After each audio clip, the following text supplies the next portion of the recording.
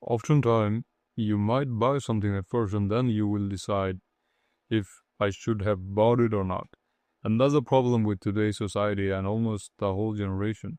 They buy something and then they think about if they should have bought it or not. There's a three-step way that I follow, and I would like to share it with you guys how to decide whether you should buy it or not. The first step is very simple. Is it a need or do you want it? When you decide to want something, that's a luxury and that can be out of your need. We need food, we need a shelter, we need transportation, we need air. Everything that I mentioned is falls in need. When you want something, that's where the calculation gets into work. When you want something, is it gonna help you out do something valuable? Let's say when you want a bet, what's the function of that bet? The function of that bet is it will help you play, and by playing cricket, you will feel better, your health may stay in a good shape. In the case of a luxury bag, that turns out to be a luxury item that you want. When you think about luxury bags, luxury items, luxury cars, that's where the problem begins. Your friend might have a very nice purse that you want, but you don't have enough money, so you decide to get a loan or buy it on a plan. That would have been absolutely right, or that would have been a smart decision if it was useful for your study or for your practical life, but it is not. Bags are not useful for the practical life, so that's where the barrier begins. If it is not useful to help you proceed in your life, then avoid it. Mark Zuckerberg used one simple t-shirt throughout years and years, even after being a billionaire. People who actually build wealth, they do not spend money on something that is not gonna make them money. The second step is quite tricky, but it is inside your reach. Second step is, even if you get something, what will it cost to pay that off? Let's say you buy a MacBook for like $2,400.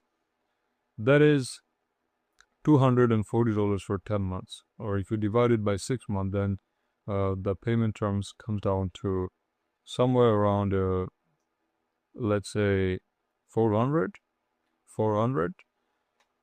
Yes. Are you making enough money to save 400 on the side for the 6 months? If the answer is yes, then that's a good thing. But if the answer is no, then it is not a good thing. Affordability decides whether you should buy something or not. If something is not in your affordability, just leave it. The truth about society is cruel. When you are hungry, when you need money, and when especially you are broke, then the society is not gonna come forward and help you out. You are the one who has to help yourself out.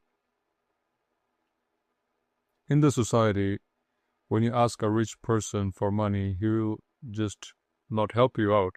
But when a rich person asks money to the poor person, then the poor person will come forward and try to help him out with everything that he has. Rich people or people with wealth actually are wealthy because they know how to hold that wealth. Our subconscious mind sometimes takes decisions by looking at other people's fame, their cars, their bags, and all those stuff.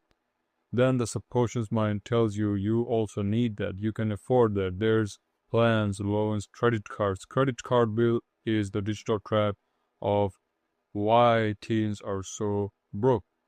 Credit cards made everything accessible. They give you a limit. You spend that money, and somewhat the money gets pulls up every month. It becomes almost impossible to pay it off after a few months of minimum payments. I have a different video about breaking that down, how to pay the credit loan off in a as fast time as possible. But when you try to get validation from the society, when you try to be someone of the society, then you will try to buy things to get high status amongst them, but doing that so will keep you broke. Buying a Louis Vuitton bag for like $10,000, I don't know the price, let's say $10,000, will not make you money. But saving that $10,000 in your emergency fund will help you out when you need that. Even if you put that on our TFSA or RSP, it's going to be helpful in your future. Saving money for the future is like making a salary ready when you don't have work. The third rule is a tricky one, is can you live without it? When you finalize everything that you need that, ask yourself whether you can live without it or not. How is your life without it? In terms of car, you might think that, oh, okay, I need that car, but what is my life without that car? Then you will think about your transportation time, how long it takes, what's the cost, and what it's gonna bring to the table.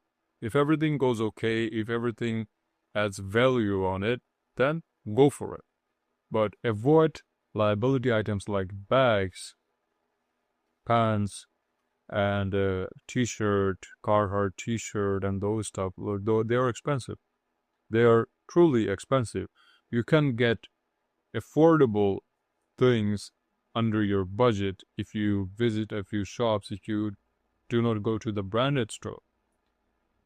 It's all, a normal watch will show you the same exact time that an expensive watch will show you. If you can adjust yourself to the normal watch, then there's no meaning of going for the expensive watch. We have emergencies, health emergencies, financial emergencies. Maybe we get sick sometime. Maybe we fall into danger. We need some fund. We need to help someone in need. We need to fund the business. There's many needs that you have to take care of instead of running behind the wants. Just make sure your needs are okay. Then if you want something, just check box those 3 points that I just mentioned. First, is it a need? Second, can you live without it? Third, what is life without that thing? Is it going to add value or not? Can you afford it? If everything checks up, then go for it, buy it, but make sure that it doesn't ruin the peace of your health. It doesn't ruin your mental peace. It's not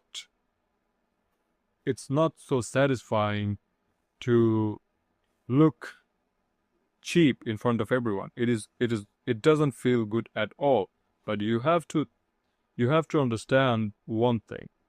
If you look rich, if you are someone who shows off, chances are that people from your own circle is gonna come to seek help from you.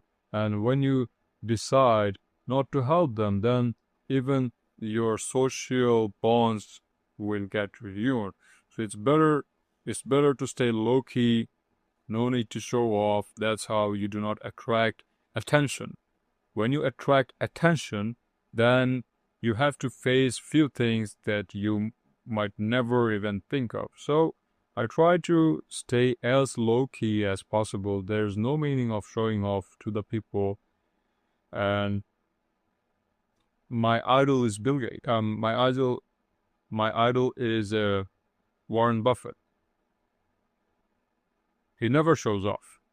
So I just try to follow him, and I think everyone should follow him as an idol to become successful in his financial life. That was today's video. Follow for more, hit the subscribe, and see you to the next video. Take care.